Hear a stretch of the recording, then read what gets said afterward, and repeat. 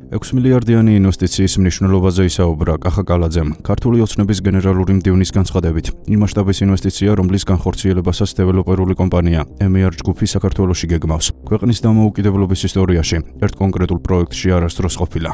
დილამშვიდობის მეგობრებო, მოგესალმებით ყველას.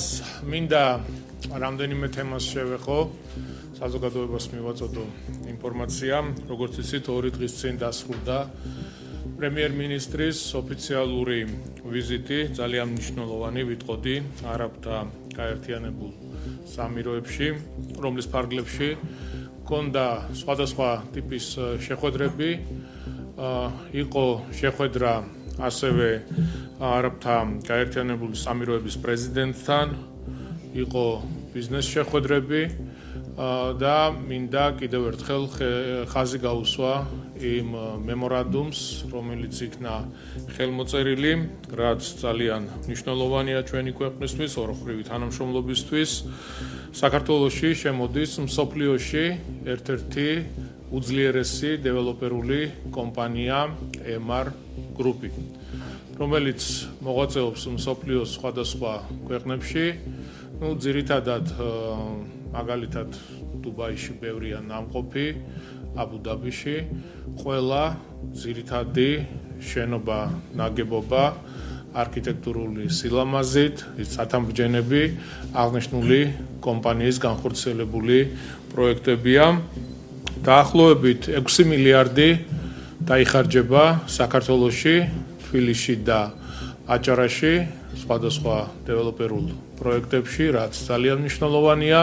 მნიშვნელოვანია ასევე ეკონომიკური განვითარების თვალსაზრისით. მნიშვნელოვანია ახალი სამუშაო ადგილების შექმნისთვის, მაღალანაზღაურებადი ახალი სამუშაო ადგილები შეიქმნება, ჩართული იქნება ამ პროექტების განხორციელებაში ქართული კომპანიები და, პირდაპირ შემიძლია ვთქვა, საქართველოს დამოუკიდებლობის ისტორიაში ამხელა ინვესტიცია ერთ კონკრეტულ პროექტში არასდროს განხორციელებულა და ძალიან მიამაყება როგორც ამ ქვეყნის მოქალაქეს, რა თქმა უნდა ძალიან მიხარია როგორც დედაქალაქის მერს, რომ ამ ტიპის პროექტები იქნება განხორციელებული ჩვენს ქვეყანაში, თბილისში და ამხელა მასშტაბის მქონე და შესაძლებლობების მქონე კომპანია მსოფლიოში ერთ-ერთი უძლიერესი კომპანია MER ჯგუფი შემოდის საქართველოში, რაც რა თქმა უნდა მისასალმებელია და ძალიან დიდი სარგებლის მოტანა შეუძლია საქართველოსთვის, ჩვენი ქვეყნის ეკონომიკური განვითარებისთვის და ასე შემდეგ. მინდა ასევე მოგაწოდოთ ინფორმაცია, თბილისის განვითარების ფონდმა ჩუღურეთის რაიონში ფიროსმანის ქუჩა ნომერ 29-ში არსებული შენობა ნაგებობის რეაბილიტაციის განხორციელება დაიწყო. აღნიშნულ მისამართზე ქართველი მხატვრის ნიკო ფიროსმანის სახელმწიფო მუზეუმიც მდებარეობს. აღნიშნული შენობა ნაგებობა არის უმძიმეს ავარიულ მდგომარეობაში. შენობა, რომლის ფასადმა ჩვენამდე უცვლელად მოაღწია, აგებულია მე-19 საუკუნეში. საუკუნის ბოლოს არქიტექტურული თვალსაზრისით ნაგებობა ეკლექტიკური სტილის მატარებელია და მხატვრული გამოსახველობითა და პროპორციებით ქუჩას ორგანულად ერწყვის, მართლა ძალიან ლამაზი შენობა არის, თუმცა დღეს არის ავარიულ მდგომარეობაში. პროექტის მოთხოვნებიდან გამომდინარე განხორციელდება საძირკვლისა და კედლების აღდგენა-გამაგრების სამუშაოები, ფასადების აღდგენა, მოწესრიგება მათი პირვანდელი სახით, რა თქმა უნდა, ყველა თითეული ორნამენტი შენარჩუნებული იქნება, თითოეულ დეტალს განსაკუთრებული ყურადღება დაეთმობა, რადგან კულტურული მემკვიდრეობის ძეგლის სტატუსის მატარებელი არის. ასევე ეზოს ნაწილში არსებული ამორტიზირებული და დაზიანებული ხის დეკორატიული ელემენტისა და შუშაბანდების პირვანდელი სახით აღდგენა მოხდება. ასევე იგეგმება კომუნიკაციების მთლიანი მოწესრიგება, როგორც მიწის ქვემოთ, ასევე მიწის ზემოთ მთლიანად განახლებული იქნება. მე გაჩვენებთ თქვენ ფოტოებს თუ რა მდგომარეობა დღეს როგორ გამოიყურება აღნიშნული შენობა ნაგებობა. არის ავარიული, არის უმძიმეს მდგომარეობაში და გაჩვენებთ ასევე რეაბილიტაციის შემდეგ თუ როგორი იქნება აღნიშნული შენობა. ეს არის გარე ფასადი, ეს არის ეზოს შიდა მხარე. ხის შუშაბანდებით აღდგენილი იქნება პირვანდელი სახით. მინდა ასევე გითხრათ, რომ 53 ოჯახი, რომელიც ამ შენობა-ნაგებობაში ცხოვრობს, მათ გადაეცემათ მთლიანად რეაბილიტირებული, მოწესრიგებული და გაუმჯობესებული საცხოვრებელი პირობებით უკვე რეაბილიტირებული შენობა-ნაგებობა და ცხადია მათი უძრავი ქონების ფასიც გაიზრდება.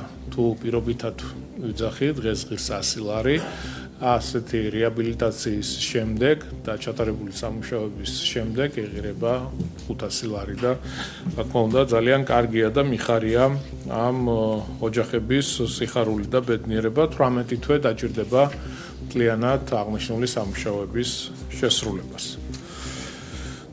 მინდა შევეხო ერთ თემას.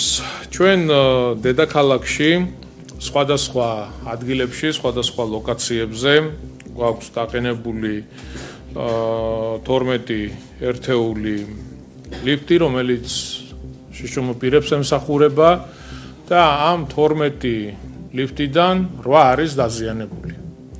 ჩვენ გქონდა შეხვედრა თბილ სერვისის ხელმძღვანელობასთან და ძალიან ხშირია ვანდალიზმის შემთხვევები. გაკეთდება, რეაბილიტირდება ლიფტები, ერთი დღე, ორი დღე, სამი დღე, შემდეგ ხდება ვანდალიზმის ფაქტები და მიზნობრივად აზიანებენ. მე მინდა კიდევ ერთხელ დავავალო თბილ სერვის მის ხელმძღვანელობას, რომ ქალაქში ყველა ასეთი ლიფტი იყოს მოწესრიგებული, განახლებული, რეაბილიტირებული. 12-ვე ლიფტი უნდა ფუნქციონირებდეს გამართულად და არ ვიცი, მოვიფიქროთ, შეიძლება სამეთვალყურეო კამერები დავაყენოთ, რომ უფრო უსაფრთხო იყოს და ვერ შეძლონ მისი დაზიანება და მოსახლეობასაც მინდა ვთხოვო, რომ გავფრთხილდეთ, ხო, ეს ხო ჩვენთვის ყველასთვის კეთდება და მნიშვნელოვანია, რომ ლიფტები, რომელსაც მუნიციპალიტეტი აკეთებს, გამართულად მუშაობდეს. ამიტომ ჩემი თხოვნა იქნება და დავალება თბილ სერვის, რომ მთლიანად მოხდეს რეაბილიტაცია, განახლება აღნიშნული ლიფტების, რომელიც ქალაქში სხვადასხვა ლოკაციებზე არის დაყენებული და მაქსიმალური ყურადღება, რომ ყველა ლიფტი მუშაობდეს გამართულად და ემსახურებოდეს იმ ადამიანებს, ვისაც ამის საჭიროება აქვს. დიდი ღომში მეოთხე მიკრორაიონში მე-6 კორპუსის მიმდებარედ დასასვენებელი სივრცის რეაბილიტაცია დასრულდა, პროექტის ფარგლებში განახლდა 7000 კვადრატული მეტრი ფართობის ტერიტორია, დამონტაჟდა ყველა შესაბამისი საპარკო ინვენტარი, მოეწყო სატრენაჟერო და საბავშვო გასართობი ზონები, განათებები, სარწყავის სისტემა, დაერგო ახალი ხელმცენარეები, მთლიანად განახლებული არის აღნიშნული ტერიტორია, არის შექმნილი სასიამოვნო გარემო, ჩვენ განსაკუთრებულ ყურადღებას უთმობთ მწვანე სივრცეების შექმნას, არა მხოლოდ დიდი პარკების, არამედ ყველა საუბნო სკვერებზეც არის საუბარი, სადაც შესაძლებელია ცალკე ჩვენი საკალათო სამსახური, ცალკე გამგეობები, სხვადასხვა ტიპის პროექტებს ახორციელებს და მნიშვნელოვანი არის ის, რომ კონკრეტულ რაიონში, კონკრეტულ უბანში მცხოვრებ ოჯახებს, ადამიანებს, პატარებს კონდეთ იმის შესაძლებლობა, რომ თავისივე ეზოს მიმდებარე ტერიტორიები იყოს ყველანაირად მოწესრიგებული, სადაც იქნება ბავშვების გასართობი ატრაქციონები, სადაც იქნება მწვანე სივრცეები, სადაც იქნება სავარჯიშო ტრენაჟორები დაყენებული.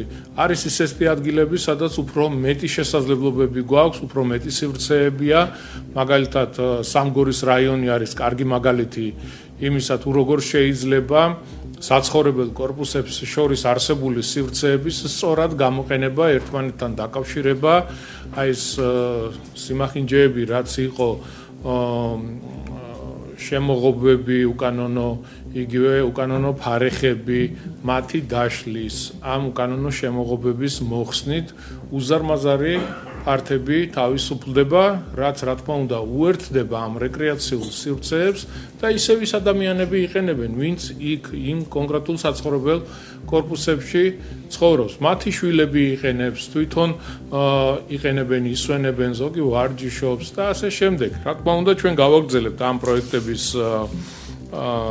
განხორციელებას. მნიშვნელოვანი და განსაკუთრებული ყურადღება ეთმობა ასევე სპორტული სივრცეების მოწყობას, რომ ხელი შეუწყოთ ჯანსაღი ცხოვრების წესის პოპულარიზაციას და ძალიან მიხარია, რომ ბევრი რეკრეაციული პროექტი იქნა განხორციელებული ბოლო წლების განმავლობაში დედაქალაქში, თუმცა ჩვენ არ უნდა გავჩერდეთ, თბილისს აქვს ძალიან დიდი შესაძლებლობები და რა თქმა უნდა გავაგრძელებთ ამ ტიპის სამუშაოების წარმოებას. ეს იყო რისი თქმაც მინდოდა, მეგობრებო, შეგვიძლია გადავიდეთ დღის წესრიგით გათვალისწინებული საკითხების განხილვაზე და გადაწყვეტილებების მიღებაზე. მადლობა.